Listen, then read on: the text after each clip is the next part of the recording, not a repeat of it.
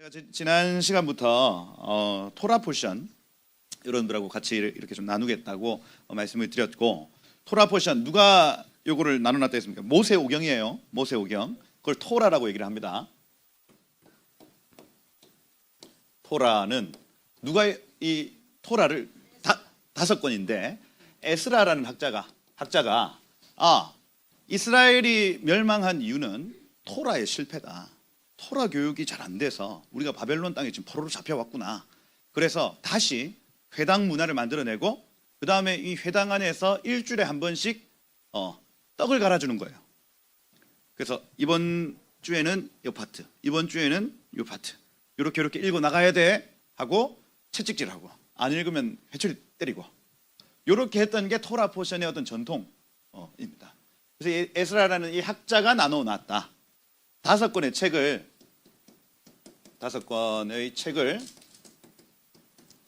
일주 분량으로 나눠놨다는 얘기예요. 그래서 이번 주에 읽어야 될 토라 포션이 있다 하는 겁니다. 그죠? 그게 이번 주에 공교롭게도 민수기 1장부터 시작되는 본문이에요. 그 제목이 중요하겠습니다. 토라 포션 읽을 때는 제목이 아주 중요합니다. 그 제목이 어떻느냐에 따라서 그 본문이 결정되어집니다. 그래서 이번 주는 민수기를 읽는 주간입니다. 민수기 처음 읽는 주간. 민수기라는 이 책의 영어 이름은 뭐예요? 넘버스 이렇게 돼 있고, 이게 그 헬라어에 나 적어 왔는데 아르뜨모이 이렇게 돼 있습니다. 아르스모이 하면은 요것도 역시 숫자들이라는 뜻이에요. 숫자들. 그러면 이 영어 책 제목이 헬라어에서 왔겠구나 유추할 수 있죠. 그리고 우리 백성 민자에 셀 숫자에 기록할 기자, 이건 역시도 영어에서 왔겠구나 우리 유추할 수 있는 겁니다. 그래서 여기에서 책 제목이 바뀌었다는 걸 알 수가 있어요. 히브리어 책 제목은 뭐냐, 이게 중요합니다. 오늘 주제 단어가 이 책의 주제예요.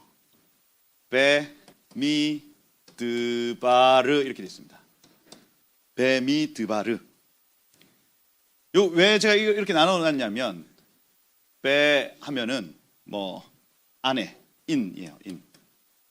미 하면은 미마모 하면 동사를 명사로 바꾸는 형태라고 했고, 이거 특별히 장소를 나타내는 전치사 이렇게 표현합니다. 그래서 in the 이렇게 표현하는 place of 따바르예요. 따바르 하면은 말씀입니다. in the place of word 이렇게 이거예요.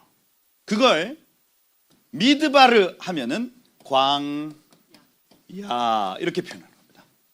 그래서 히브리어에서 광야는 이렇게 해석이 되는 겁니다. in the place of word 이렇게 되는 거예요. 말씀이 있는 장소라는 뜻입니다. 그래서 이번 주는 공교롭게도 광야에 대한 주제를 가지고 이 본문을 쭉 읽어 내려간다 하는 겁니다. 민수기를 잘 읽는 방법은, 숫자를 잘 보는 방법은 헬라적 사고예요. 그래서 여기 1장에 나타나는 60만 3,550명, 그 다음에 26장에 나타나는 60만 1,730명 줄었습니까? 늘었습니까? 줄었다. 왜 줄었을까? 탐욕. 그 다음에 지도자를 비방함. 이런 것들 때문에 인구가 줄었다. 요거는 헬라어 성경을 읽었을 때 이런 결론이 나와요. 그러면 히브리적으로 민수기를 읽는다면 어떤 결론이 나오겠어요? 광야라는 핵심 주제, 광야에서 어떻게 살아가야 하는가를 가르쳐주는 책입니다. 그게 베미드바르라는 책의 주제예요. 광야에서 어떻게 살아가야 하는가, 이게 주제라고요. 민수기의 주제는 광야에서 어떻게 살아가야 하는가입니다. 할렐루야. 여러분, 광야라는 이 개념 자체가 너무 중요합니다. 왜냐하면 이스라엘 백성이, 광야는 어디에서 왔냐면 이집트에서 왔어요. 이집트에서 광야에서 가나안 땅입니다. 이게 왜 중요하냐면, 이 개념 자체가 우리의 구원과 이렇게 연결되어 있기 때문에 그래요. 이집트는 세상이고요. 세상에서 우리가 예수 그리스도의 보혈로 뛰쳐나온 겁니다. 여러분들은 그래서 지금 세상에 살고 있는 것이 아니라 이집트에 살고 있는 게 아니고 여러분들 지금 광야에 살고 있는 겁니다. 아니, 우린 지금 서울에 살고 있는데. 아니, 그래. 똑같은 서울인데 이게 지금 애굽 땅에 사는 존재들이 아니고 우리는 지금 광야에 살고 있는 존재로 살아가고 있는 겁니다. 이게. 그래서 이건 세상도 아닌 것이, 그렇다고 가나안 땅, 약속의 땅도 아닌 것이 약간 중간에 툭 떠 있어요. 그 장소가 바로 광야입니다. 광야. 여러분들의 지금 영적인 포지션이 어디냐면 광야예요. 언제까지? 가나안 땅, 이 새 예루살렘, 새 예루살렘에 들어갈 때까지 여러분들은 지금 여기에 머물러 있는 상황이라니. 그러니 여러분들이 민수기를 읽을 때 여기에서 광야에서 어떻게 사는 법, 이걸 배운다면 이 땅에서 여러분들이 성도로서 살아가는 방법을 배울 수 있는 겁니다. 이거 그러니 중요한 책이죠. 광야에 살아남는 법이니까요. 약간 구미가 당기십니까? 좀 더 동기부여를 해야 되나? 여러분 지금 어디 있다? 광야에 있다. 이 따바르, 하나님의 말씀이 있는 곳이다. 이거예요. 광야는 하나님의 말씀이 있는 곳입니다. 광야. 제가 적어왔는데 첫 번째 계시의 장소입니다. 계시의 장소 어디라고요? 광야다. 광야. 하나님이 여러분들을 광야로 초대하시는데 그곳에는 다른 것은 다 없는데 하나님의 말씀이 있어요. 그래서 그 말씀만으로 이 모세가 40주 40야를 그 말씀만으로 충만한 삶을 살아갑니다. 먹을 걸 먹지 않고 마실 걸 마시지 않아도 행복한 삶을 살아가요. 아니, 어떻게 그럴 수 있어요? 40일 동안. 그런데 그렇게 했답니다. 여러분들의 삶에도 참 많은 것들이 필요한 것 같지만 사실은 이 광야와 같은 이 인생에 우리에게 필요한 것은 무엇이냐? 하나님 말씀입니다. 하나님의 말씀만 있으면 주변이 아무리 난리가 난다 하더라도 살 수 있습니다. 그런데 내 삶에 20억짜리 아파트가 있고 1억짜리 차가 굴러다니고 여러분 자녀들이 막 의사 MD를 따고 뭘 한다고 해도 하나님의 말씀이 없는 그 순간은요 광야에서 죽는 순간이에요. 여러분, 광야에서 살아남으려면 오늘 제가 그 얘기를 말씀을 드린 거예요. 어떻게 살아남냐면 말씀이 있어야 됩니다. 내 인생 다 망했다 싶을 그때에 말씀이 하나 탁 던져지면요 그때 그거 붙들고 살아갈 수 있습니다. 이거요. 광야다, 계시의 장소다 하는 거예요. 그 다음 두 번째, 영적 성장과 성숙을 위한 훈련장이다. 이렇게 됐습니다. 성장과 성숙을 위한 뭐라고요? 훈련장이다. 훈련장이다. 하나님이 여러분들을 세상에 이집트에 그 수박, 부추, 고기 그 얘기 다 나오거든요. 이집트에서 먹었던 그 수박 생각난다. 그걸요 그 텐트 안에서 사람들이 막 궁시렁궁시렁 됐습니다. 야, 나 갑자기 오늘 수박 너무 먹고 싶다. 수박. 근데 옆에 집에 다 들려요. 나는 포도. 옆에 다 들려요. 옆에. 그죠? 나는 그 삼겹살에 부추 같이 이렇게 해서 너무 생각이 난다. 막 그날 밤에 그 먹고 싶다는 그 얘기가 쭉 퍼져서 이거 다 모세 때문이야. 이거 다 모세 때문이야. 이거 다 모세 때문이야. 막 다 일어났어요. 새벽 1시에 모세한테 가자. 안 되겠다. 광야에 살지만 그 마음에 세상으로 가득 차 있으면 그 세상이죠. 세상. 그죠? 광야는 어떤 곳이냐면 훈련장인데 이 성장과 성숙을 위한 훈련장입니다. 성경에 9가지 열매가 있어요. 그 9가지 열매를 우리는 날마다 훈련받습니다. 여러분, 어떤 때는 오래 참음의 훈련, 어떤 때는 충성의 훈련, 어떤 때는 이 자비와 양선의 훈련, 사랑의 훈련, 기쁨의 훈련, 그걸요 평생의 이 훈련, 성장과 성숙의 훈련을 받는다고요. 그렇게 하면서 여러분들이 저 새 예루살렘에 합당한 사람들이 되어져 가는 겁니다. 여러분 본래 그런 자격이 없어요. 저 압니다. 우리 처음 만났는데 다 알아요. 여러분들이 어떻게 살았을지 저는 뻔히 보입니다. 여러분, 사랑, 희락, 화평, 자비, 양성, 충성, 온유, 절제, 우리는 그런 거 하나도 가지고 있었던 사람이 아니에요. 저도 그렇고 여러분도 그렇고. 그런데 예수 그리스도께서, 우리 6월절 어린 양 되신 예수께서 우리를 건져내신 다음부터는 그런 마음들이 조금씩 우리에게 주어지기 시작합니다. 그건 하나님이 주신 것. 여러분 안에는 절대로 없어요. 절대로. 제가 예언합니다. 예언. 여러분들 안에는 절대로 그런 게 있을 수 없어요. 그런데 예수 그리스도의 보혈을 내가 믿고 내 죄를 옮기기 시작하면 성령이 내 안에 오셔서 그 좋은 선물들을 허락하시는 겁니다. 성장과 성숙이 여기에서 일어나는 겁니다. 하나님은 예수 믿으면요, 광야로 인도하시지 세상으로 인도하지 않으세요. 그게 어떤 그 물리적 장소의 개념이 아니라니까요.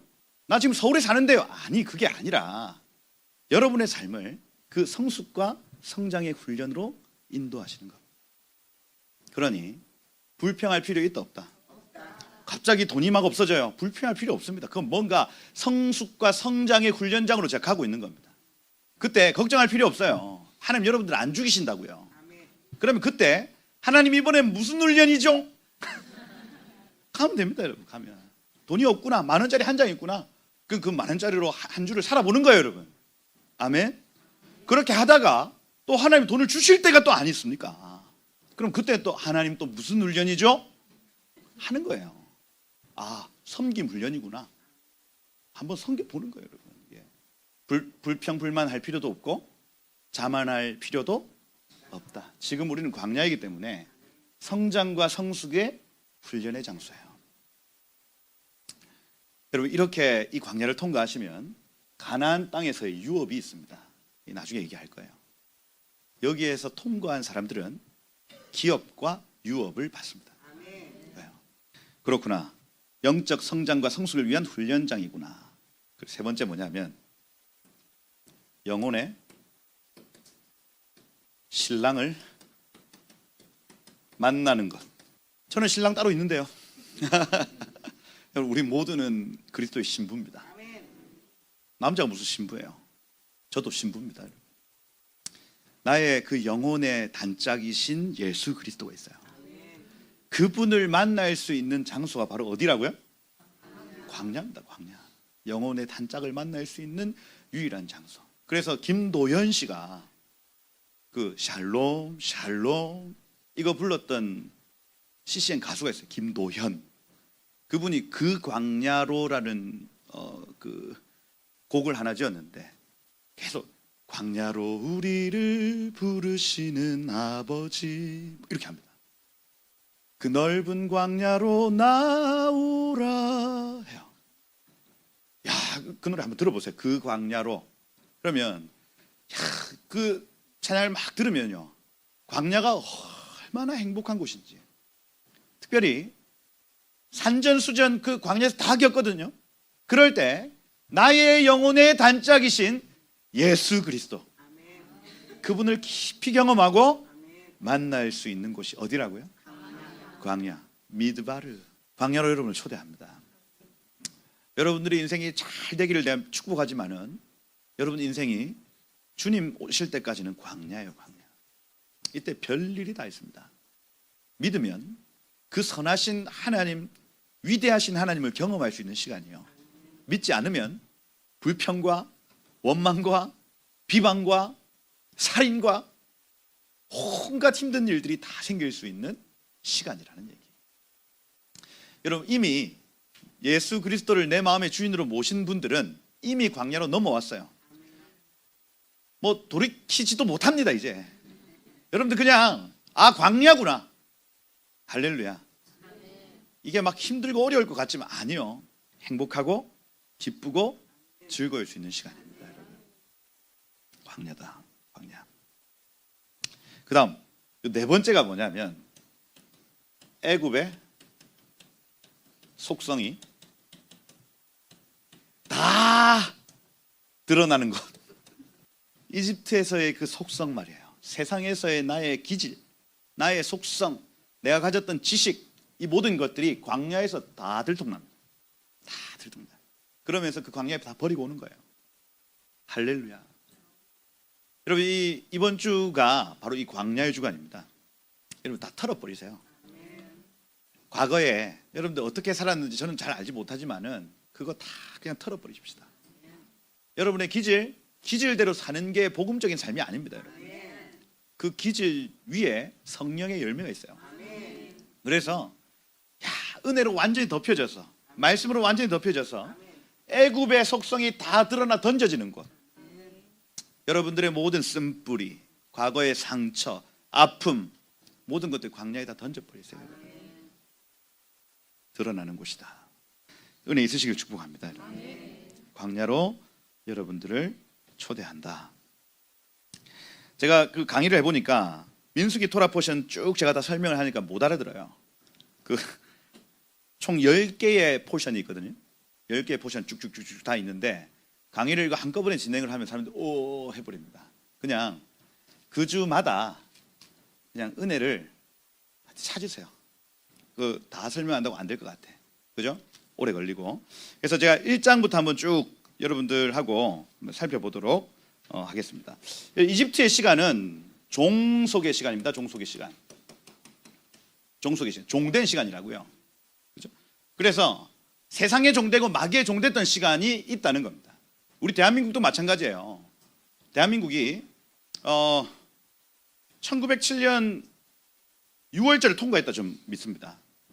6월절 통과한 다음에 하여튼 복음이 들어왔어요.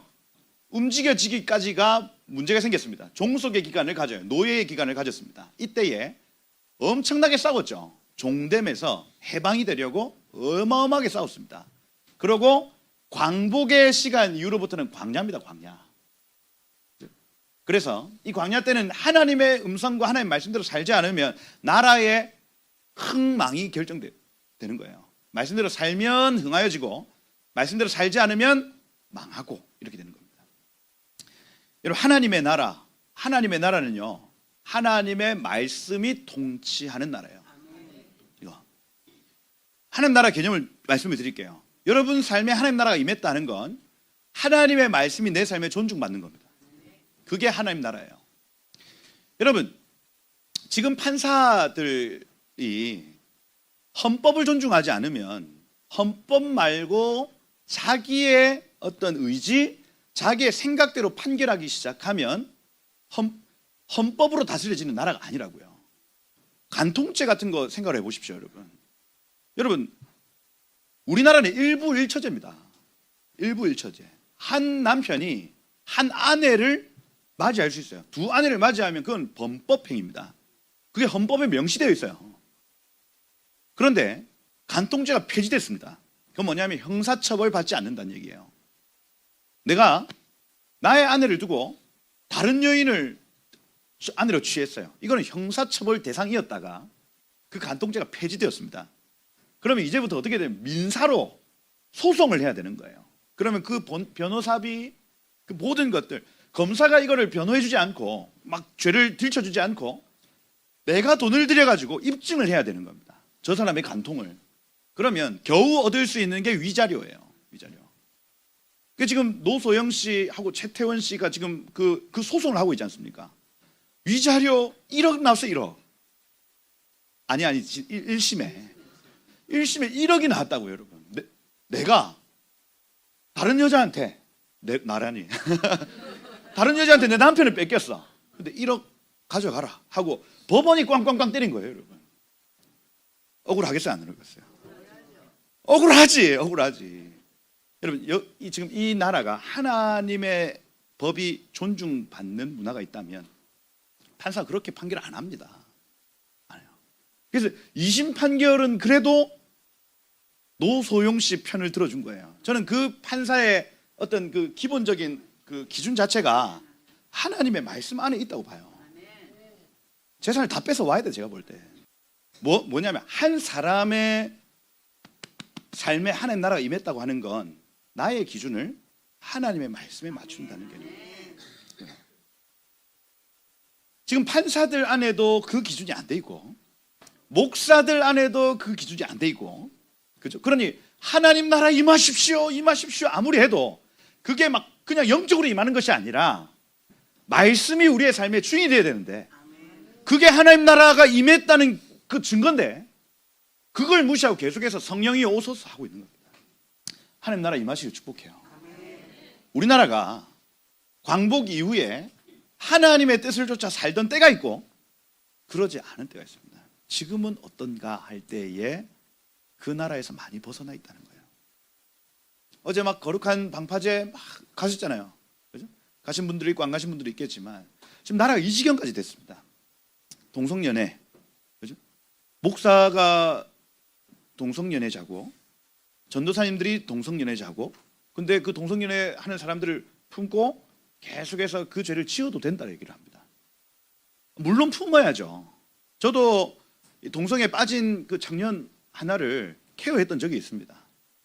얼마나 끈질긴지 몰라요. 그 죄성이 안 끊어집니다.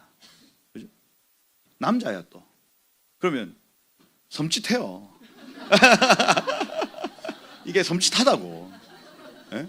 얘가 혹시 이렇게 된단 말이에요. 이게 어렵더라고. 그죠? 그런데 걔를 품고 계속해서 축사하고 기도해주고 해야죠. 그런데 끊임없이 그건 죄다. 너는 그 죄에서 자유케 돼야 돼. 너 자유케 될 수 있어. 이 얘기를 해줘야지. 죄 아니야.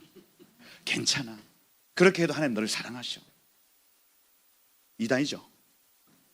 그런 분들이 이단이에요. 그런 분들이. 나라가 지금 이 지경이 됐습니다. 이 지경. 종속에서 벗어났는데도 불구하고 여전히 계속 죄와 사단에게 종살이 하고 싶은 상태. 그게 지금 광야에서 애굽으로 돌아가고 싶은 상태. 대한민국의 상태. 그리고 다시 한번 부흥을 주셔서 아까 그 찬양이 지금 막 부흥이 나로부터 시작되리. 그러면 여기에서 먼저 하나님 말씀에 대한 존중이 있어야 되는 거예요. 이게 무섭습니다, 여러분. 무서워요. 나로부터 시작되리 하다 나락가더라고요. 나락으로 가요, 나락으로. 왜냐하면 진짜로 그 부흥이 시작되려면 하나님 말씀과 위배된 것들이 다 드러나기 때문에. 지금 보고 있잖아요.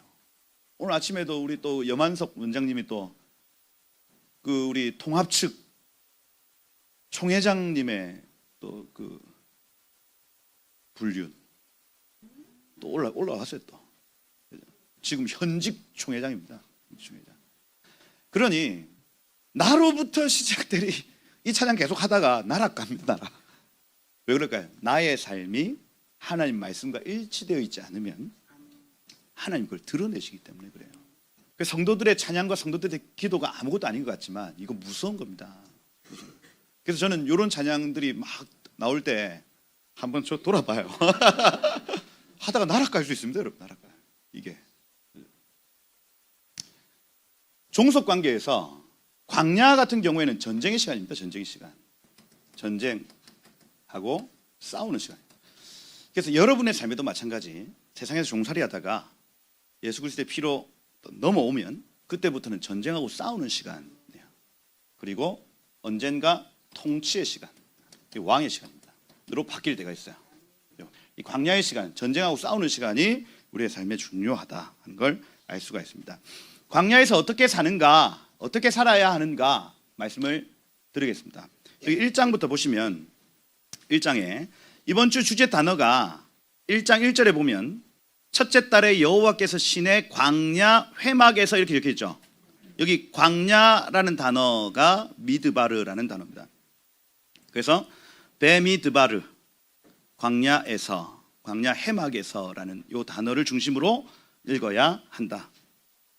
첫 번째, 이 광야에서 첫 번째 명령하신 것이 무엇이냐면 2절에 보세요. 야, 너희는 이스라엘 자손 중 모든 회중 각 사람 남자의 수를 종족 조상 가문을 따라 그 명수대로 뭐 할지니?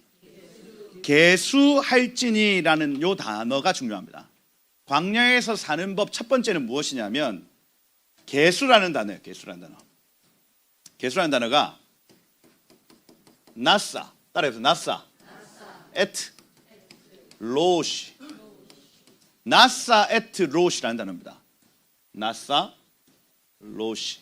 에트 하면 무엇을 이란 뜻이고, 로시 하면 머리입니다. 나사 하면 들어 올리다. 나사에트 아인, 나사에트 로시. 이게 나사에트라는 이 개념 자체가 토라포시는 너무 중요한 단어입니다.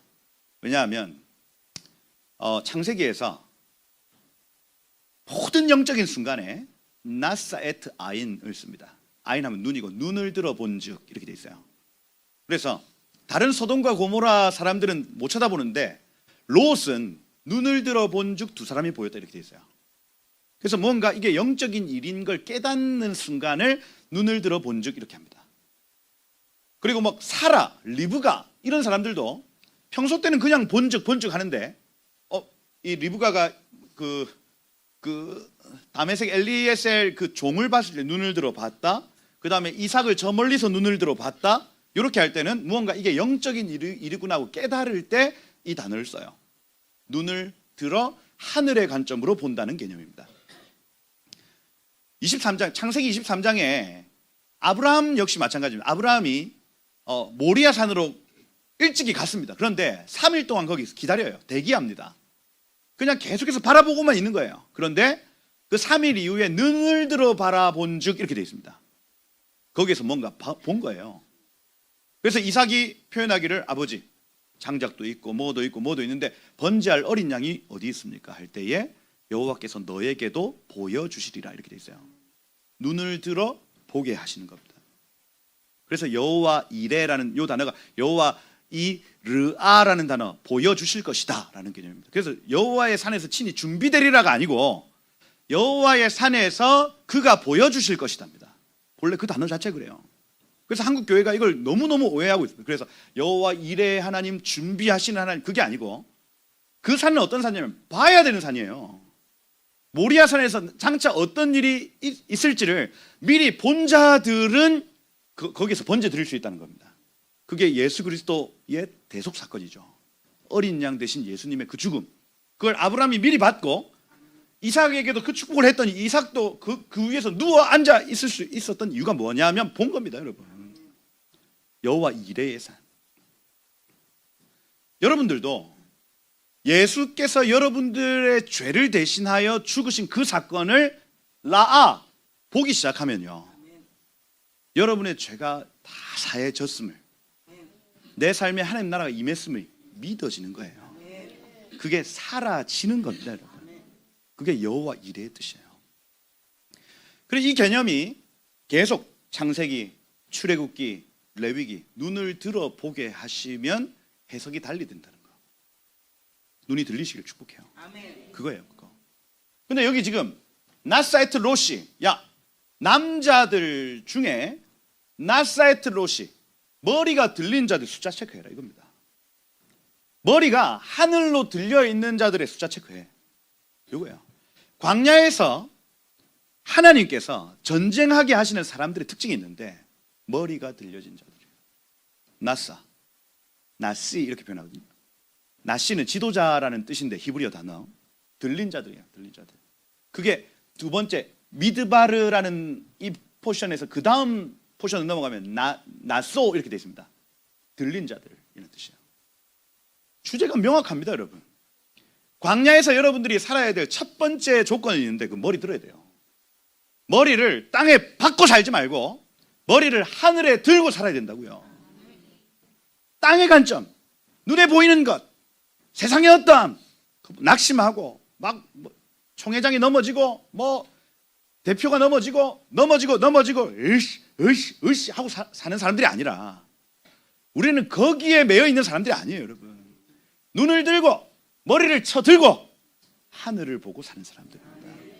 하늘의 관점에서 그걸 해석하는 거예요. 광야에서. 앞으로 이 광야는요, 본성이 다 드러나는 시간입니다. 본성. 오만 사람들의 본성 다 볼 거예요. 그러면 거기에서 상처받고 낙심하고 내가 믿었던 저 사람도 저래, 이렇게 해야 될 시간 아니라고요. 머리를 하늘을 향하여 들고. 하나님 당신은 어떻게 보십니까? 우리의 소망은 당신께 있습니다. 이 사람의 숫자를 체크하라. 체크해 보니까 60만 3,550명. 특별히 아버지와 남편들 숫자 체크하는 겁니다. 하늘을 향해 얼굴을 든 남편과 아버지 숫자 체크해라. 왜냐하면 남편과 아버지의 권위 밑에 아내와 자녀들의 영적 컨디션이 연결되어 있기 때문에 그래요. 그 얘기입니다. 그 얘기. 머리를 하늘로 든 자들 나사 에트롯입니다. 그래서 첫 번째 조건, 광야에서 사는 법. 광야에서 사는 법입니다. 오늘의 주제예요. 광야에 사는 법. 첫 번째 뭐라고요? 나사 에트롯이. 그리고 벌써 히브리어 단어를 3개나 알았어요. 나사 에트롯이. 머리를 드는 자라는 뜻입니다. 남자의 수를 체크해 보니 이렇게 돼 있어요. 그래서 남자라는 단어가 여러 가지 단어들이 많이 있지만 이쉬라는 단어가 있어요. 이거 들어보셨어요? 이쉬 하면은 남자들 중에 하나님의 형상을 닮은 남자들을 의미합니다. 아담이라는 단어 아시죠? 아담이라는 단어는 흙으로 만든 사람, 남자를 의미해요. 그래서 아담하고 이씨는 차이가 있습니다. 이건 같은 단어가 아니에요. 똑같은 남자라도 아담이 있고 이씨가 있습니다. 아담은 그냥 흙, 육체의 사람을 의미하고 이씨는 영적인 사람을 의미해요. 이게. 그래서 히브리어로 우리 한글 성경은 전부 남자로 다 적어놨는데 히브리어로 보면은 그 차이를 하나하나 알 수가 있어요. 그 구절에서 아담을 얘기하는지 이씨를 얘기하는지 다 나와 있어요. 그걸 보셔야 되는 겁니다. 이씨 하면은 요 단어가 엘로힘이라는 단어의 축약형입니다. 이거 하나님이라는 뜻이겠고, 이거는 야드, 손이에요. 손. 이거 쉔 하면 형상입니다. 그래서 하나님의 형상인데 손으로 만져진다. 이게 남자의 뜻입니다. 그 무슨 얘기냐? 남자는 좀 맞아야 돼요. 그래야 하나님의 형상으로 바뀐대. 그런데 여자는 이샤거든요. 이샤 하면은 뭐예요? 요 뒤에 흐가 붙었습니다. 루아흐라는 단어입니다. 생기고 영이에요. 그래서 여인들은 막 두드려 맞는다고 되어지지 않고 여인들은 성령을 받아야 됩니다. 성령. 그래서 남자들이 변화되기가 좀 더 힘들어요. 사실은 두드려 맞아야 되는 거니까. 그래서 교회의 거의 70%가 사실 다른 교회도 마찬가지입니다. 70%가 여성인 이유가 뭐냐면 성령이 오시면 여인들은 내가 막 하나님께 갖다 바치겠다고 막 그렇게 한단 말이에요. 왜 그러냐? 이게 언어에서 먼저 나와 있는 겁니다. 이게 여러분들 왜 여기 앉아 계시냐면 좋아 내가 성령을 받았어 막 하는 겁니다. 이게 남자들은 어떻게 된다고요? 맞아야 돼요. 맞아야 돼요. 인생의 풍파가 확 밀려오고 막 어려울 때 하나님의 형상으로 변화되어지는 것. 할렐루야. 남자를 축복합니다. 우리 남성들이요. 여러분 저는 굉장히 스마트한 사람. 저는 맞을 즈음에 바로 회복합니다. 저는 회개하고 지금 분위기가 심상치 않다 하면 내 마음을 막 돌이키고 막 하는 거예요. 할렐루야. 스마트해지시길 축복해요. 네, 고다. 그래서 이씨라는 요 단어, 이씨 각 남자의 수를 체크해 봐라 할 때에 하나님의 형상의 수를 체크하는 거. 이씨의 수를 체크하는 거. 그리고 이 사람들은요 3절에 보니까 이스라엘 중에 20세 이상으로 싸움에 나갈 모든 자를 이렇게 표현합니다. 이 사람들은요 나사에트 로시는 싸움에 나갈 자예요. 제가 아까 말씀드린 대로 광야는 전쟁터라고 했고 전쟁터에서 살아남을 수 있는 싸움에 나갈 만한 사람의 조건을 나사에트 로시라고 얘기를 하는 겁니다. 광야는 전쟁이에요. 여러분. 여기 살아남는 법은 나사에트 로시 하나님 형상되는 수밖에 없습니다. 얼굴 들고 영광에서 영광으로 그 형상이 입혀지는 것, 이 수밖에 없어요. 그래서 여기 싸움을 나갈 만한 모든 자, 이 단어가요 20절에 또 나오고요. 싸움에 나갈 만한 각 남자 22절, 24절, 26절, 28절, 30절, 32절, 34절, 36절, 38, 40, 42, 45 어마어마하게 나오죠. 뭐냐면 광야는 전쟁터다는 얘기입니다. 전쟁터. 호락호락한 곳이 아니에요. 그래서 하나님의 형상들만 이 전쟁에서 이깁니다. 그래서 여러분 땅을 쳐다보며 살면 이 땅에서 져요. 세상이 어떻니? 동성애가 창궐했다. 이 땅을 보고 막 탄식하고 막 이렇게 있는 것이 아니에요. 그럼 하나님은 어떤 생각이세요? 하나님 뭘 하기 원하세요? 계속해서 눈을 하늘을 향하여 들고 말씀 앞에 그 토라의 빛 앞에 나의 삶을 조명하며 기도의 자리에서 하나님 얼굴을 구하면 하나님이 그냥 어유 내 아들 그냥 안으시는 정도가 아니에요. 사랑하는 아들아, 내가 오늘 네가 이 일을 하길 원한다. 그러면요, 이 얼굴을 든 상태에서 그 비전, 부르심이 오지 않습니까? 그럼 이게 나의 비전이 아니라 주님의 비전이기 때문에 주님이 일하시는 걸 경험하게 되는 겁니다. 예.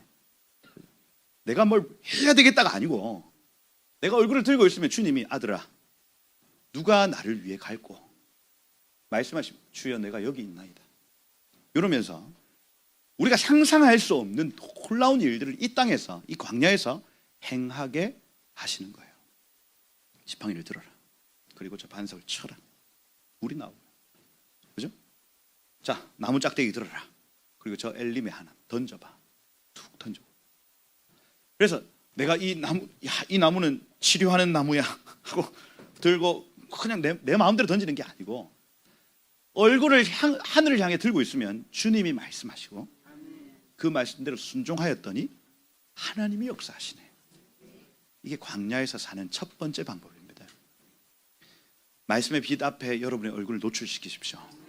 매일 아침 일어나면 저도 저희 아이들 같이 말씀을 봐요. 말씀을 기도하고요.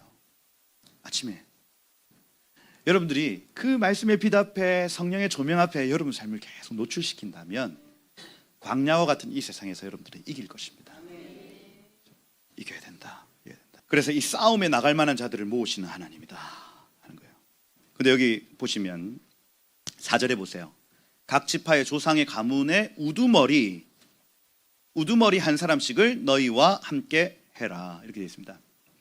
여기 우두머리는 이시 로시예요. 그래서 하나님의 형상인데 머리 된 자들입니다. 다시 얘기해서 얼굴을 하늘에 들고 있는 사람들 중에 각 지파에서 가장 탁월한 사람들 12명 뽑는 겁니다. 12명. 그런데 여기 여호수아와 갈렙 이런 사람들도 나중에 뽑혀요. 그러니까 이 이시 로시는 계속 바뀝니다. 하나님을 향해 계속해서 자기 얼굴을 노출하는 사람들 중에 하나님이 너 나와 하는 거예요. 아무도 모릅니다. 하나님만 아십니다. 나와 가장 가까운 자들 지파들 중에 한 사람씩 나오게 하는데 이름이 계속 바뀌는 거예요. 계속. 여러분 이러한 지도자들 일어나시길 축복합니다. 하나님과 가까운 사람들 일어날지어다. 이 사람들을 5절부터 15절까지 이름을 쭉 다 적어놨죠. 이거 뭐 이름을 다 해석할 필요는 없습니다. 왜냐하면 계속 바뀔 거니까. 중요한 건 개념. 나사이트 로시라는 이 개념만 아시면 됩니다. 여러분들이 하나님을 향해 얼굴을 들고 있으면 하나님 여러분들을 나시 여기 16절에 보면 지휘관으로서 우두머리니라 이렇게 되어 있죠. 이 지휘관이라는 이 단어가 나시입니다. 나시. 들린 자들이에요. 하나님이 여러분들이 말씀을 향해 여러분의 얼굴을 들고 하나님 이 임재를 향해 여러분의 얼굴을 든다면 언젠가 여러분들을 나시 너 지휘관이야 부르시는 거예요. 우두머리다. 그리고 19절까지 그들을 계수하였더라 이렇게 되어 있습니다. 바카드. 그리고 20절부터 보세요. 20절부터 르우벤 지파부터 이제 숫자 체크합니다. 그죠? 나시들 내지는 나사이트 로시 머리가 들린 사람들 숫자를 체크하는 거예요. 지금 르우벤 지파 몇 명이에요? 46,500명입니다. 46,500명. 이 숫자가 왜 중요하냐면 여호수아서 13장에 가보면 뭐라고 되어 있냐면 13장 15절에 이렇게 되어 있습니다. 모세가 루벤 지파 자손의 지파에게 그들의 가족을 따라서 기업을 주었으니 이렇게 되어 있습니다. 여기서 중요한 개념은 계속해서 그들의 가족을 따라서 그들의 가족을 따라서 가족 수를 따라서 이렇게 표현하거든요. 무슨 얘기냐면 땅 분배를 하는데 이스라엘의 땅을 나눠주는데 어떤 기준으로 나눠주냐면 이 나씨들이 몇 명인지를 체크하는 거예요. 그래서 광야 40년 동안 45,600명이었다가 이게 줄어버리면 그 땅은 줄어듭니다. 그래서 이게 뭘 의미하냐? 광야에서 이 싸움에 나갈 만한 자들 내지는 나스레트 로시들을 계속해서 양육해내는 게 천국의 유업과 기업이 연결되어 있다는 얘기예요. 그 개념입니다. 그래서 우리가 이 민수기를 읽을 때 첫 번째 나스레트 로시 하늘의 얼굴을 들고 살아가야 되는구나. 언제까지? 주님 다시 오실 때까지. 다른 수가 없어요 이거. 그러면 딱 가나안 땅에 들어가는 순간 하나님 제비 뽑아서 기업을 주시고 유업을 주시는데 그 숫자대로 주신다는 거예요. 내가 나의 아이들을 하나님의 형상으로 길러내는가 이겁니다. 그래서 그 숫자를 쭉 체크를 해봤더니 1차 인구조사에서 2차 인구조사까지 연결해서 인구 변화율까지 다 이렇게 던져놓은 표가 있습니다. 거기 보면 루벤 지파는 46,500명에서 43,730명으로 마이너스 2,770명이 줄었어요. 그래서 한 6% 정도가 마이너스 났습니다. 그러면 땅이 줄어들겠죠. 요겁니다. 그래서 우리가 여기에서 원리를 알 수 있는 건 뭐냐면 이 땅에서 우리가 나스라에트 로시하고 살면 그 땅에서 우리의 유업이 있다는 겁니다. 아멘. 이겁니다. 이거예요. 여러분 이거 그냥 흘려 들으면 안 됩니다. 왜냐하면 저기가 진짜고 여기는 허상이기 때문에 그래요. 여기 뭐 한남더힐 뭐 예? 준다 생각해 보세요, 여러분. 지금 그냥 준대. 뭐라도 안 하겠어요? 40억, 50억짜리 그 아파트를 이것만 하면 준대요. 돈 드는 거 아니래. 3년 동안 이것만 하면 준대요. 기도 열심히 하고 말씀 잘 한남 더힐 들어갈 수 있대. 하겠어요? 안 하겠어요? 내가 좀 해야죠. 그렇잖아요. 근데 이게 허상이고 진짜 리얼이 있다는 거예요. 리얼리티가. 실제 하는 하나님 나라가 있는데 이 땅에서 너희가 하나님의 얼굴을 구하여 살면 그 땅에서 너희에게 줄 유업과 기업이 있답니다. 이걸 지금 가르쳐주고 있는 거예요. 여러분 얼굴을 드십시다. 하늘을 향해 들어야 하겠다. 그 숫자대로 땅을 분배받는다 하는 겁니다. 그래서 여러분들의 아이들이 하나님의 형상이 된다. 그러면 그 분배의 유업이 많아지는 겁니다. 그거다. 그래서 광야에서의 우리의 미션은 가나안 땅을 다스릴 나씨들을 길러내는 일입니다. 이거 좀 어렵습니까? 아니죠. 우리 지금 이 땅에서 우리가 해야 될 일은 뭐냐면 그 땅을 다스릴 존재들을 길러내는 일이에요. 지도자들. 그 표 나중에 참고해 보시면 그 상한가 하는 지파가 있고 하한가 하는 지파가 있습니다. 여기 보시면 그래요. 요 지우개로 다시 보면 이거 다 나와 있습니다. 아주 깔끔하게 남동서북으로 갈라져서 여기 지금 유다 지파 같은 경우 103% 그죠? 103%, 118%, 105%, 164% 어디예요? 문화세 129% 그죠? 요런 지파들 그죠? 그래서 본래 좀 없었던 사람들이 좀 많아진 경우가 있고 본래 가장 많은 지파가 어디예요? 단, 유다, 시몬 요런 데를 살펴봐야 되겠네요. 시몬 지파는 왜 이래요? 이게 그죠? 이게 그 바알볼 사건 그죠? 그 음란 하여튼 모압 여인들하고 음란할 때 시몬이 가장 앞장섰기 때문에 많이 죽었겠죠, 그죠? 유다 지파는 거의 뭐 비슷하게 흘러간 것 같고, 다한 지파도 뭐 거의 비슷하게 이렇게 흘러간 것 같습니다. 그죠? 이런 걸 볼 수가 있다. 그죠? 아셀 지파도 뭐 이름대로 이렇게 나씨들의 얼굴을 든 자들의 어떤 비율들이 올라가 있구나, 우리가 알 수가 있습니다. 그래서 첫 번째, 광야에서 여러분들이 살아남는 첫 번째, 나사에트 롯이 얼굴을 들고 다니셔야 한다. 아멘. 그 정한 짐승은 지워주셔야 됩니다. 정한 짐승, 부정한 짐승 얘기를 할 때 새 있지 않습니까? 새가 날개가 있는데 날지 않는 애들은 다 부정하고, 막 날아다니다가 땅에 있는 음식, 특별히 죽은 음식 먹는 애들은 다 부정하다, 이렇게 되어 있습니다. 계속해서 땅을, 하늘을 보고 날아다녀야 되는데 계속 이렇게 부정하다. 곤충 중에 날개 있는데 기어다니는 애들 부정하다. 다 똑같습니다, 여러분.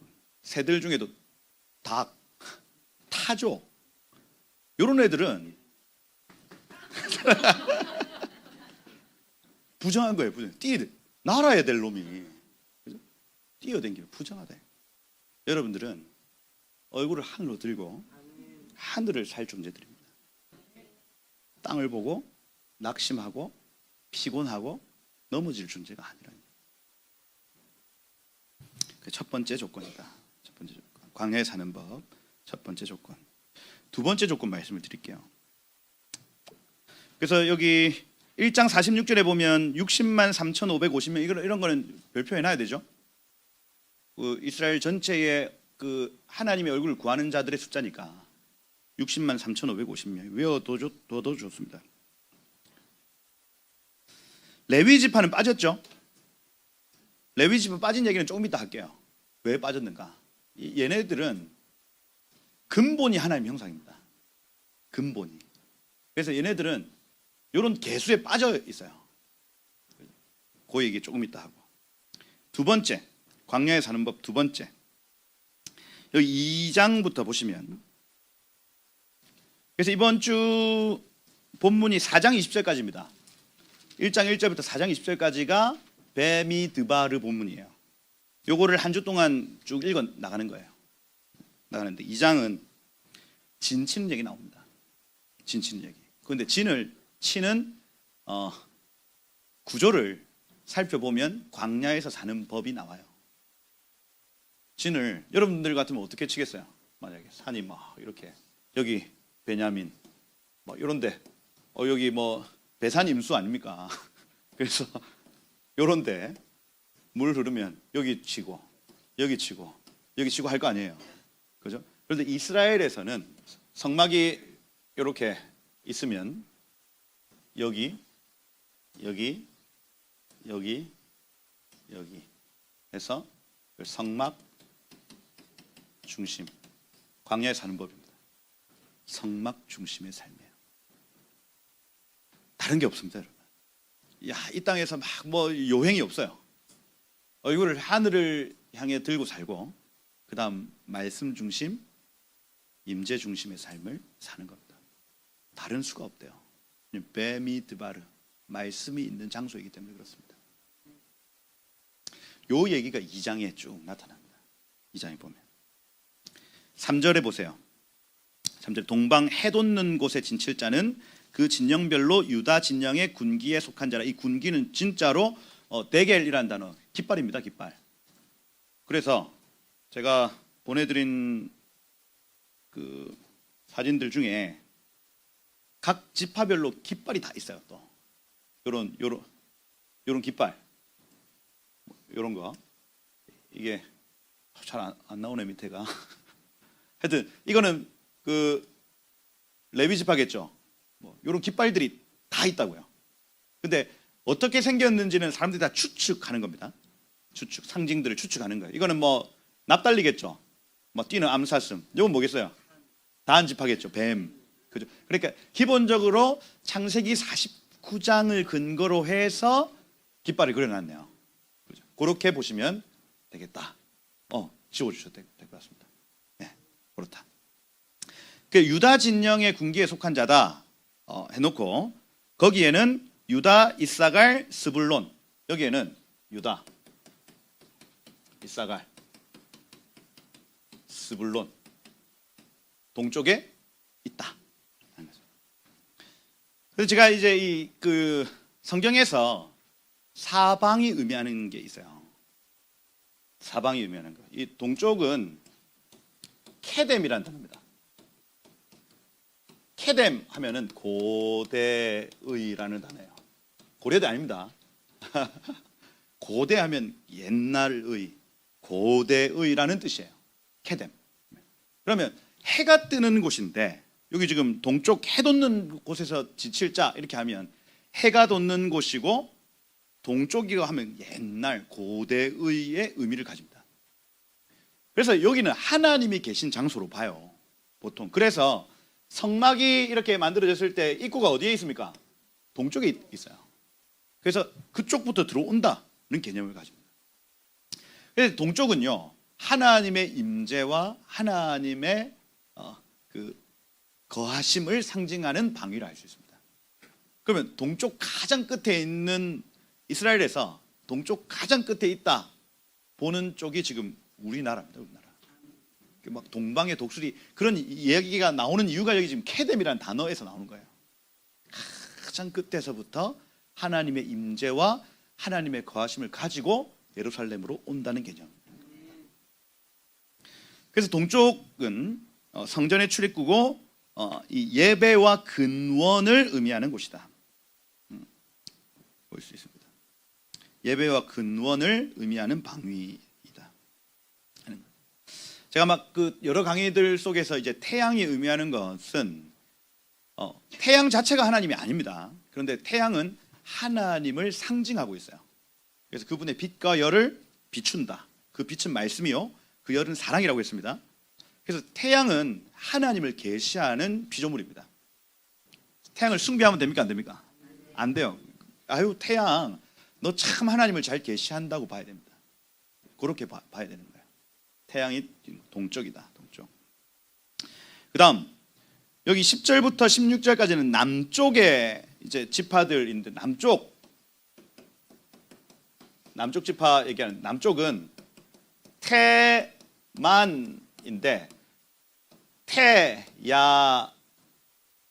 태야민입니다. 야민 하면은 오른쪽이에요. 오른쪽. 그래서 이스라엘의, 특별히 예루살렘 성전의 동쪽과 남쪽은 유대 광야죠. 이집트입니다. 근데 여기를 오른쪽이라고 표현하는 거예요. 오른편. 남쪽이 오른편이래. 그 무슨 얘기냐면 하나님이 이렇게 계신다는 거죠. 이해가 되세요? 하나님의 오른편을 의미합니다. 하나님의 오른편. 요거예요. 그러니까 지성소 안에 있는 법궤가 이렇게 있고, 이렇게 해서 오른쪽이 남쪽이라는 얘기입니다. 그래서 방위각에서 이 남쪽이 의미하는 것은 도움입니다. 도움.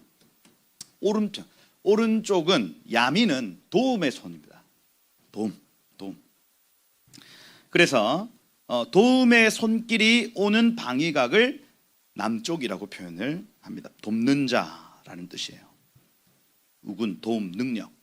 이게 이제 성경의 여러 구절들이 오른손, 오른쪽을 도움의 손으로 보기 때문입니다. 그 다음, 그래서 요게 르우벤, 그 다음 어느 지파요?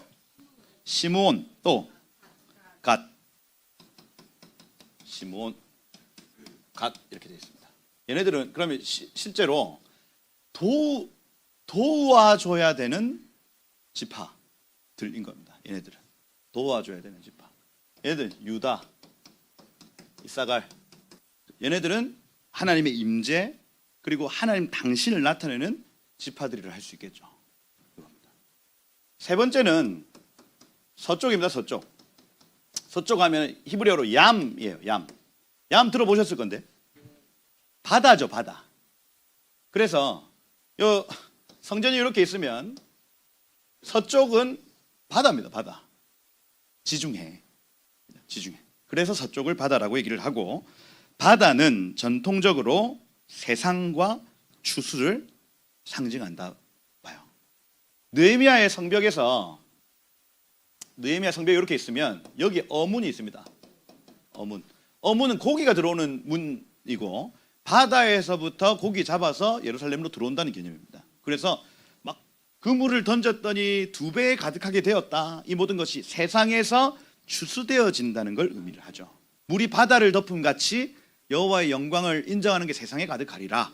그래서 이 바다는 세상을 의미하고, 그죠? 그래서 추수와 세상의 방위라고 할 수 있습니다. 그게 지금 에브라임과 또 누구예요? 므낫세, 베냐민 이렇게 되죠.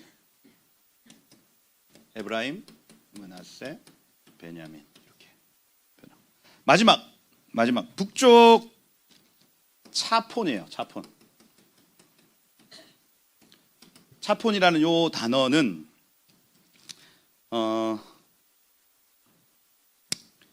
뭐 북쪽이라는 뜻인데 고대 근동에서의 북쪽은 신들의 화합의 장소다. 그래서 이사야 14장 13절을 보면 내가 북극 지폐의 산 위에 앉으리라 이렇게 표현합니다. 사단이 계속해서 이 북쪽에서 연합하고 북쪽에서부터 뭔가 전쟁을 일으키고, 그 다음에 그 예루살렘 성벽도 마찬가지입니다. 여기 다마스커스 문이거든요. 다메섹 문. 지금도 가면 있는 문 있습니다. 가든 틈 있고, 그쪽이 북쪽이에요. 북쪽. 여기 동쪽은 기드론 골짜기 때문에 못 들어와요. 여기 사람들이 출입할 수 없습니다. 남쪽 요쪽도 흰놈의 골짜기 때문에 못 올라옵니다. 서쪽에서부터 북쪽까지, 특별히 여기는 평지입니다. 평지. 대적이 항상 들어오면 어디로 들어올까요? 남쪽에서부터 대적이 와도 평지로 들어오고, 북쪽에서부터 와도 북쪽으로 들어오고, 동쪽에서부터 와도 북쪽으로 들어오고, 이 수밖에 없습니다. 그래서 북쪽의 방위각은 대적과의 영적 전쟁을 의미하는 겁니다. 전쟁의 방위각. 이거 다 알아들으려나 모르겠다. 하여튼 뭐 그죠? 하나님 입장에서 예수 그리스도의 그 법계 입장에서 왼쪽입니다. 왼쪽. 왼손으로 싸운다는 개념을 가져요. 이게 왜 여러분들에게 이걸 좀 자세하게 소개를 하냐면, 저희가 부산에서 영적 전쟁을 할 때에도 이 방위각을 중심으로 기도를 합니다. 동서남북을 축복을 하되, 특별히 북쪽에 그 양산이라는 도시가 있어요.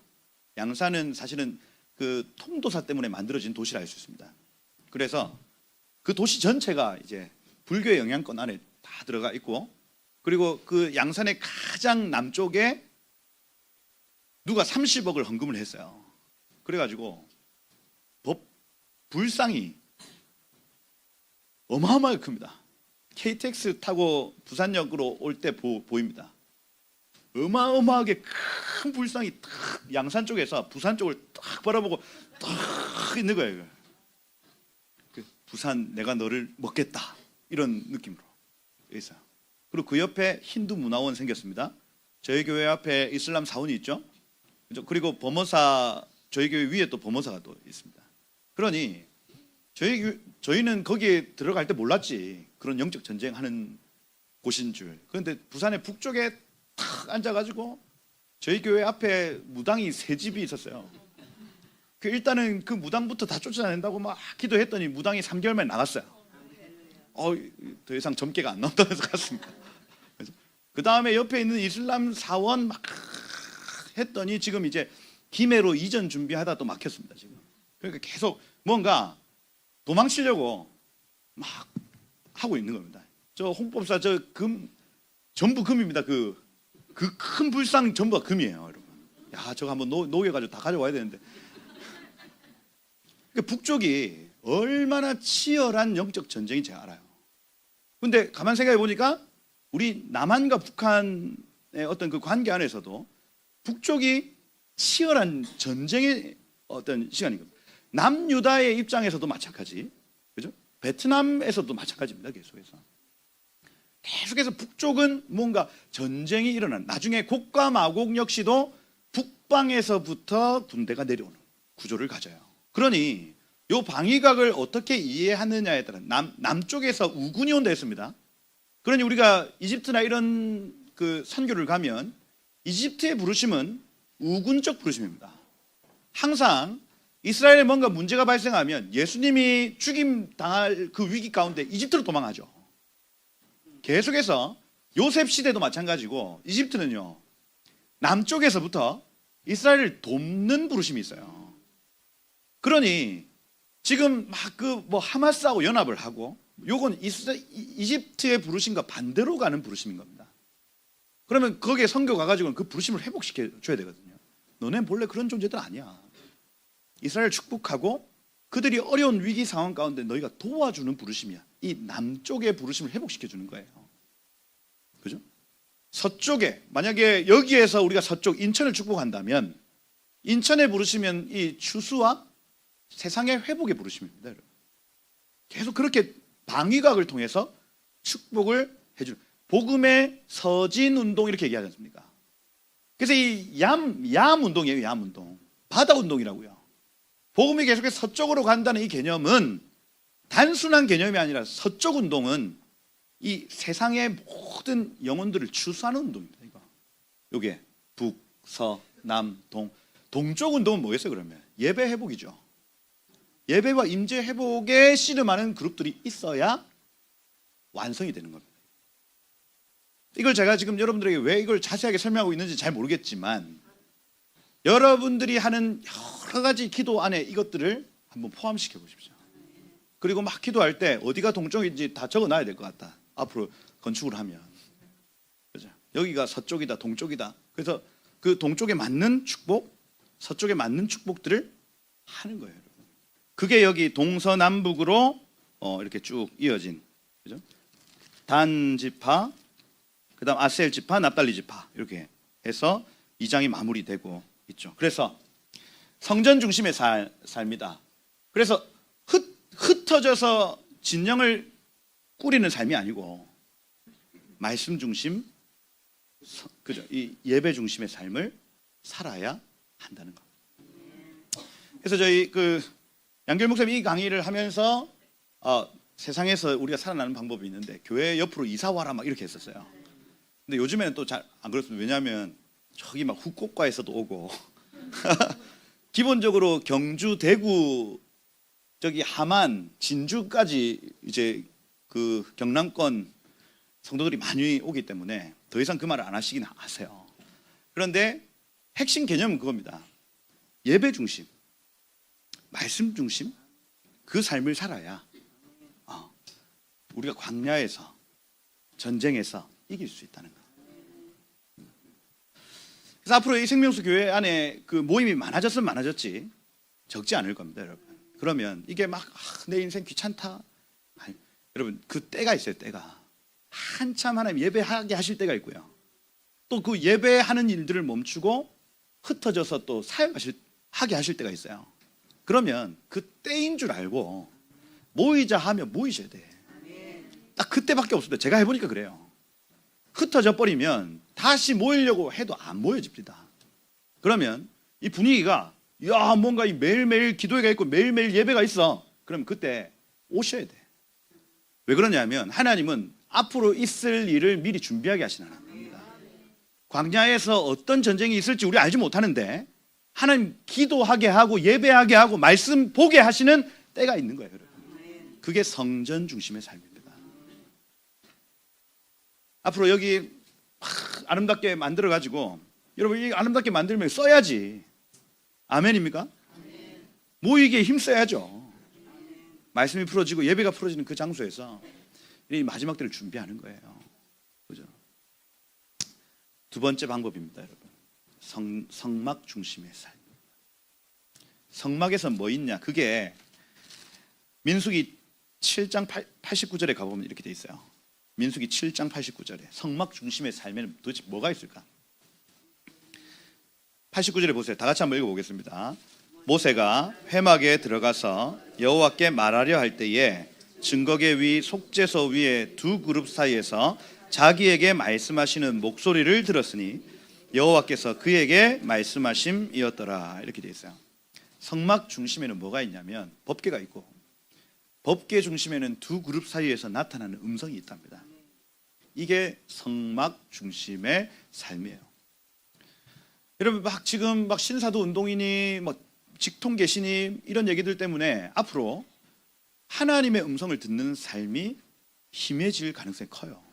앞으로 나 하나님 음성 듣고 이런 결정들을 했어, 이렇게 하면 2단 3단 소리 들을 겁니다. 그런데 이건요, 구약 시대 신약 시대 성령의 말하게 하심을 따라, 내지는 성령의 감동에 의하여, 그 신약 시대에도 여전히 동일하게 그렇게 사역을 하신단 말이에요, 하나님이.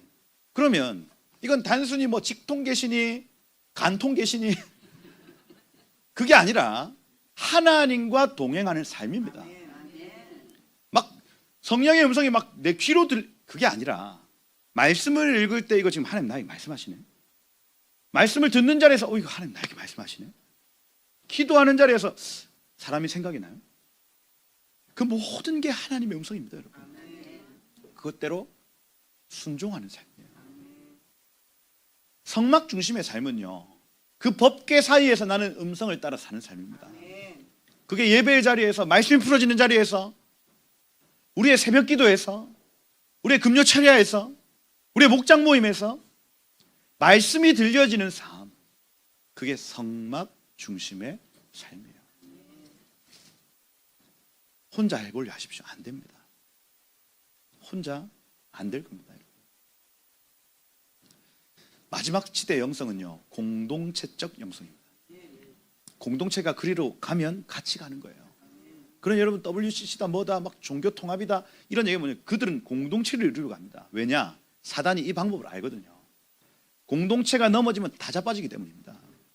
사단이 그걸 다 싸잡아서 넣으려고 그렇게 하고 있는 거예요. 그러면 우리가 흩어집니까? 그게 아니라니까요. 의의 연합 말입니다. 의의 연합. 함께 모든 환란들을 이기는 이 공동체적 승리. 그걸 요한계시록에서는 성령과 신부가 함께 외쳐 이르기를 이렇게 표현하죠. 이 신부라는 이 단어가 집합적 단수를 의미합니다. 집합적 단수 뭐예요? 공동체가 모여서 하나 되었다는 얘기입니다. 성령과 연합된 교회가 함께 외쳐 이르되 오십시오 하는 거예요. 마라나타. 그러니 그 소리를 듣고 신랑이 오시는 거예요. 성막 중심의 삶. 우리가 모여있는 자리에 하나님 음성이 있습니다. 거기에서 하나님 말씀하실 거예요. 누구 어떤 목사님의 얘기가 아니라 우리가 함께 모인 이 자리에 주님의 임재의 불, 주님의 임재의 음성, 이것이 광야에서 승리하게 한다는 것. 그래서 여러분의 텐트를 물 가까이 두지 말고, 풀 가까이 두지 말고 성막 가까이 두시길 축복해요. 성막 가까이. 어제 어떤 집사님하고 이렇게 교제를 하다가 2시간 대중교통 타고 그 지역 모임 왔다면서요. 지역 모임 할 때. 근데 하나도 안 멀게 느껴진다. 그게 여러분 지금 성막 가까이 나의 영이 있는 증거. 여기서 10분 거리인데 너무 가기 싫어. 성막은 멀어져 있는 거예요. 우리의 모임이 정말 하나님이 함께 하시는 모임 되어서 그곳에 가는 길이 비행기를 타고 오는 모임이라 할지라도 가깝게 느껴지는 은혜의 길을 축복합니다. 물 있는 곳, 돈 있는 곳 말고, 그죠? 여호와의 임재가 있는 곳, 그곳 중심으로 사시길 축복합니다. 그게 2장의 내용입니다. 2장의 내용. 끝낼까요? 3장에 10분만 더 얘기할게요. 3장에 10분만. 여기 지금 아론과 모세가 낳은 자 얘기하면서 3절에 보세요. 나답과 아비후, 엘르아살과 이다말, 얘네들은 기름 부음 받아 거룩하게 구별된 사람들이다, 이렇게 되어 있어요. 제사장은요 레위 지파하고 다릅니다. 제사장하고 레위 지파는 구별돼요. 그 구별이 기름 부음에서 옵니다. 그래서 레위 지파는 술 마셔도 돼요. 이 당시에 포도주 한 잔씩 해도 됩니다. 그런데 내가 대제사장적 직무, 제사장적 직무 들어가면서 술 마시고 들어가면 다른 불들입니다. 이거는 실수해 버린 거예요. 그 자리에 죽었습니다, 여러분. 그러니 여러분, 이 권위와 책임이 다른 거예요. 이 기름 부음 받은 자들의 권위와 책임은 달라집니다. 지금 만약에 종 회장님이 간통했다, 이건요, 권위와 책임이 다른 문제이기 때문에 그냥 넘어가지 않습니다. 일반 성도가 죄를 범한 것과 담임 목사가 죄를 범한 것, 하나님이 이건 그냥 안 넘어가십니다. 안 넘어가요. 왜? 권위와 책임이 다르기 때문에 그래요. 그래서 이 세 번째, 광야에서 사는 법 세 번째, 광야에서는 리더가 중요하다. 이겁니다. 어떤 리더가 서느냐가 참 중요합니다. 이번 주에 여러분들 기도하셔야 될 부분입니다. 이 한국교회 리더가 중요합니다, 여러분. 한국교회 리더. 이 리더들이 어떤 판단을 하느냐에 따라서 이 한국교회가 배교로 가고 아니면 정말 주의 길을 가고 결정 나버려요.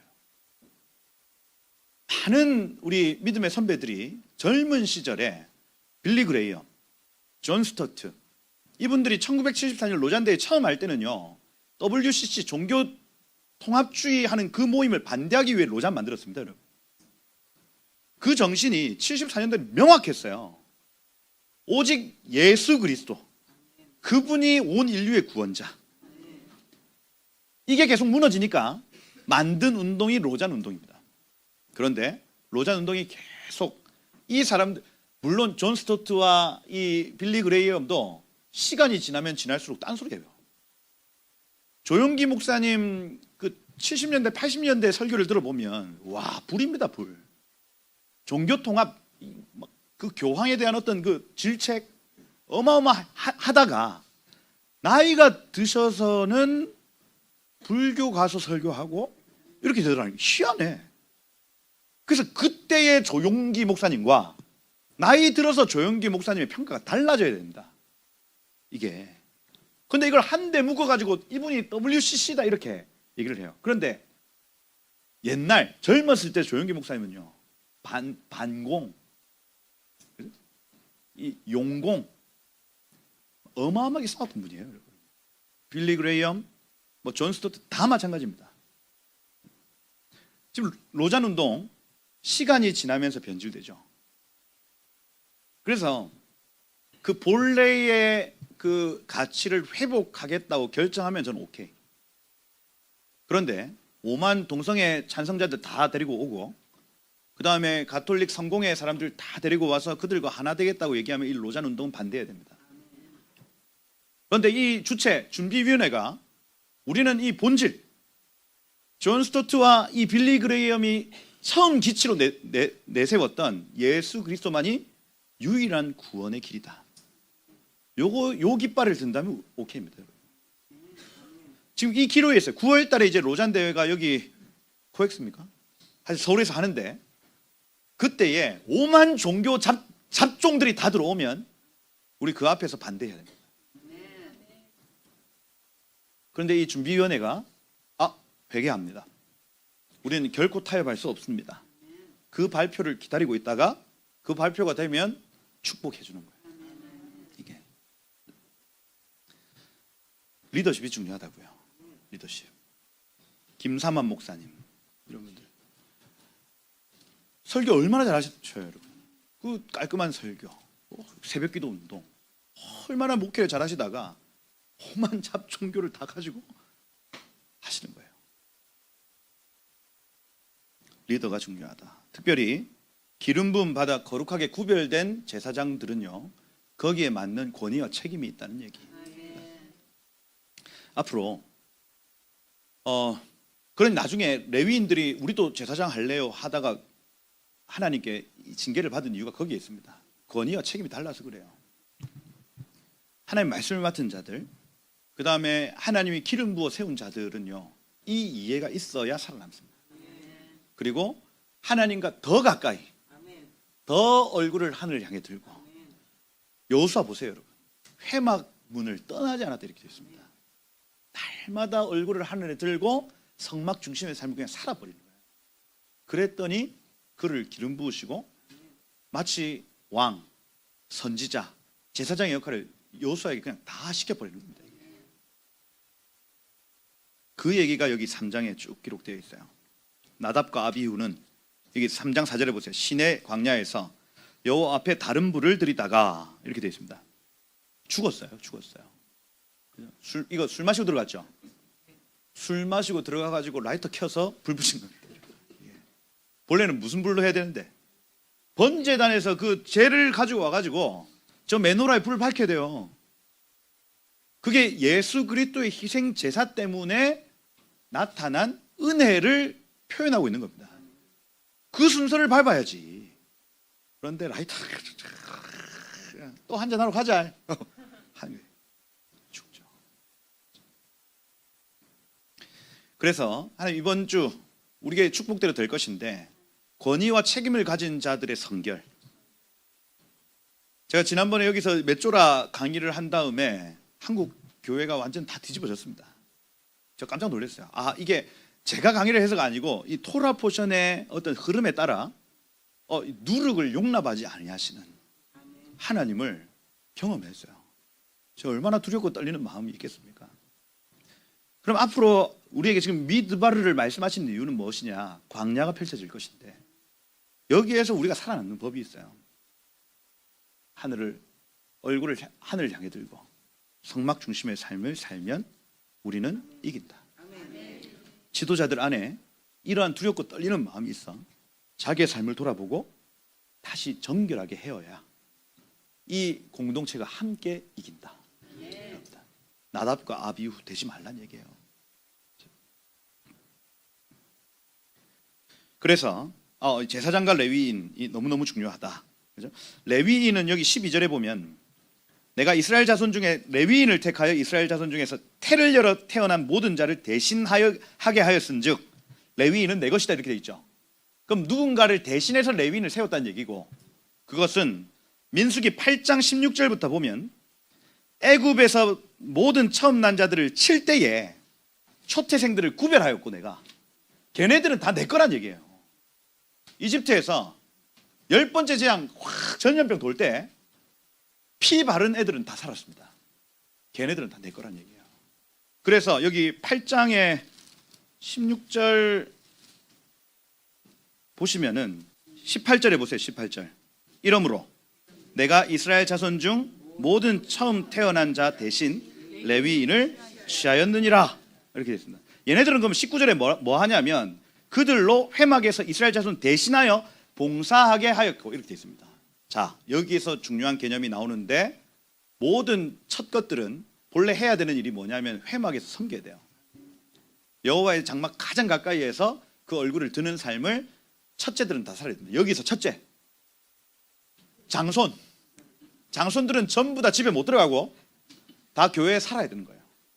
여기에서 말씀 읽고 기도하고 그 하나님의 임재 안에서 계속해서 이 얼굴이 하나님 형상처럼 되는 겁니다. 이게 그 삶을 살아야 돼요. 우리 집에서는 강유 교회 바쳐야 돼요. 근데 이스라엘 11지파는 다 그냥 살고 레위인들 대신해서 내가 부른다. 그래서 숫자 체크해 보니까 몇백 명이 부족한 거예요. 그래서 그걸 돈으로 대신 갚게 했습니다. 그거예요. 그래서 레위인이 내 거다. 여기에서 원리가 그러면 이스라엘의 모든 장소 내지는 우리의 모든 장소는 하나님 얼굴을 닮아야 된다는 겁니다. 이스라엘 3번 집회할 때 가족들 다 와서 그 얼굴 보고 잘 있었나 강유야 잘 있었나 얼굴 보면 얼굴이 하는 빛이 쫙 나타나요. 그리고 그걸 보고 돌아가면서 나도 저렇게 살아야지 하고 돌아가는 거예요. 또 와서 이 장손의 얼굴 보고 은혜 받고 돌아가는 거예요. 또 한 3개월을 살고 또 와서 보고 3개월 살고 그게 레위인들이 가지고 있는 직무입니다. 그들의 얼굴 관리 이게 그죠?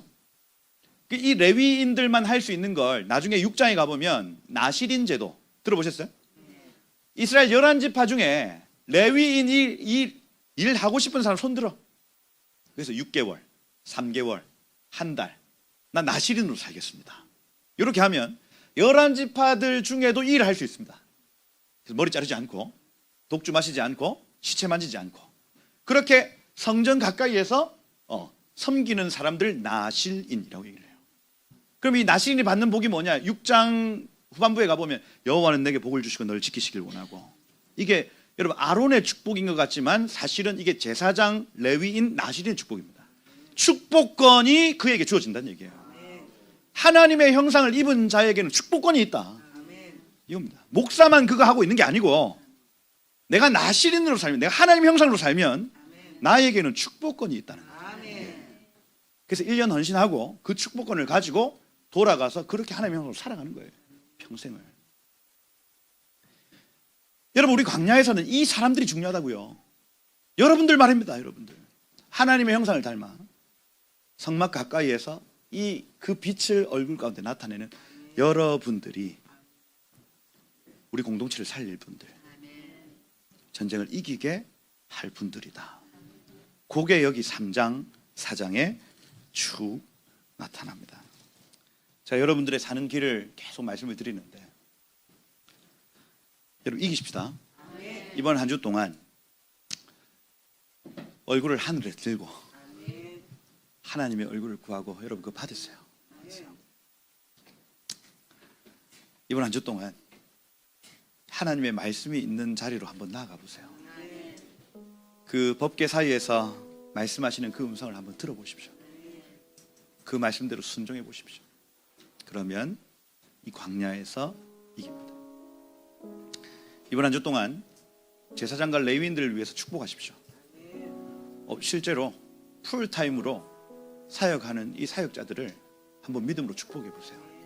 하나님, 책임과 권위에 따라 하나님 저를 정결케 하시고 한국교회 정결케 하시고, 주님, 그래서 이 공동체가 함께 악으로 달려가는 공동체가 아니라 하나님의 의로 달려가고 하나님 세워지는 민족, 나라, 교회 되도록 역사해 주십시오 하는 거예요. 기도하실 수 있겠습니까?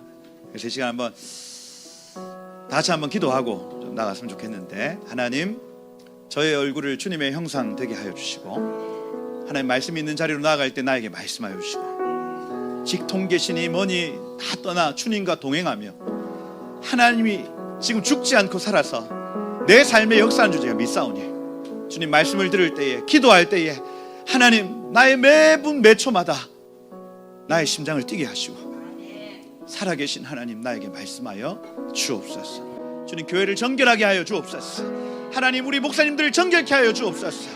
정말 제사장으로 부름을 받았다면 거기에 합당한 삶을 살도록 주여 기름 부어 주옵소서. 우리 한번 주여 부르면서 다 같이 이 말씀 붙들고 기도하며 나가도록 하겠습니다. 함께 기도하겠습니다. 주여,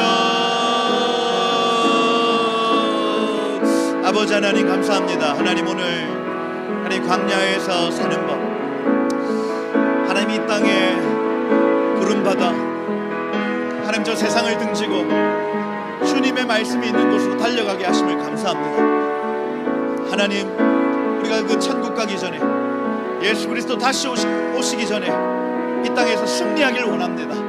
주여, 이 광야에서 우리가 생존할 뿐 아니라 승리하기를 원합니다. 주여, 주여, 우리를 붙잡아 주옵소서.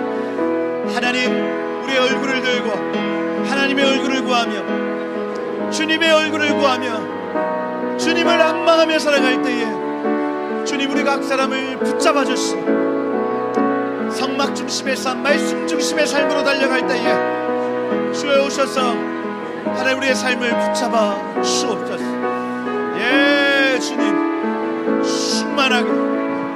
충만하게 역사하십시오. 한 가지만 더 기도하고 찬양할 텐데, 한 번 더 기도할 때 하나님 이번 한 주 동안 머리를 든 자들의 계수, 하나님 그 정렬이 일어나게 하시고, 한국교회가 정말 이제 복음 들고 마지막으로 이 스포트 달려가야 될 때가 머지않았는데 무장되고 정렬되어지는 은혜 있게 하옵소서.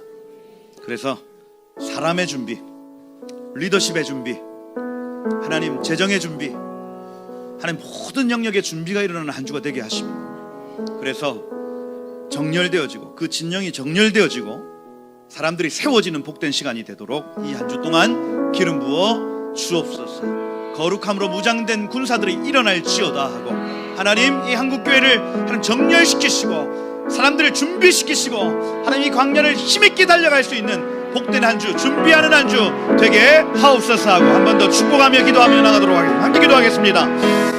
주여, 아버지 하나님, 하나님 이 시간 믿음으로 선포하는 것은 한국교회 가운데 거룩한 정렬이 일어날 것을 이 시간 축복합니다. 하나님 모든 지파 부르심 따라 동, 서, 남, 북으로 하나님 각자의 부르심 따라 정렬하게 하십시오. 하나님의 임재를 담당할 자들, 하나님 육신으로 도울 자들, 하나님 추수할 자들, 대적과 영적 전쟁할 자들, 하나님의 임재를 지킬 자들, 하나님 각자의 자리에 서게 하십시오. 하나님 거룩함으로 무장하게 하십시오. 하나님 자원함으로 무장하게 하십시오.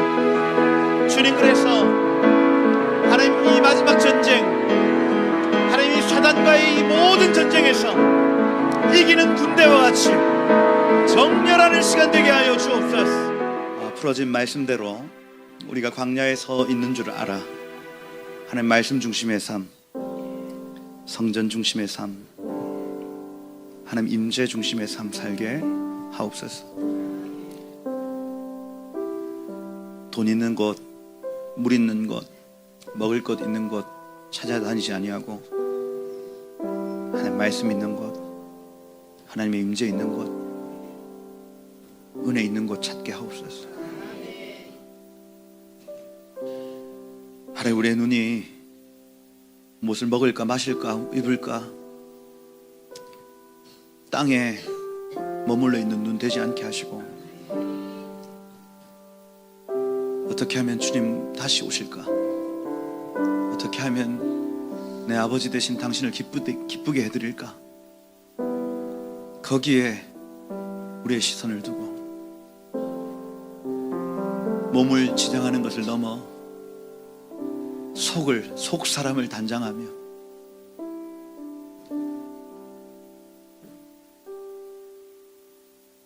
남자들이 거룩한 손을 들고 서서 하나님의 얼굴을 구하는 그 광야에서의 삶 살게 하옵소서. 하나님이 공동체적 승리와 이 영성을 우리 믿습니다. 하나님, 우리를 하나로 부르신 주님, 우리가 모여 예배하며 교제할 때에 그곳에 우리와 함께하여 주시고 은혜의 샘이 터질지어다. 모든 모임 가운데 간섭과 은혜가 풀어질지어다. 주님, 지금은 우리가 환경이 닫혀 있어 일주일에 몇 번 모이지 못하지만은 하나님 그 짧은 모임의 시간들마다 은혜의 문을 열어주시고 감히 세상이 줄 수도 알 수도 없는 그 놀라우신 그 생수의 강의 역사가 우리 가운데 있게 하옵소서.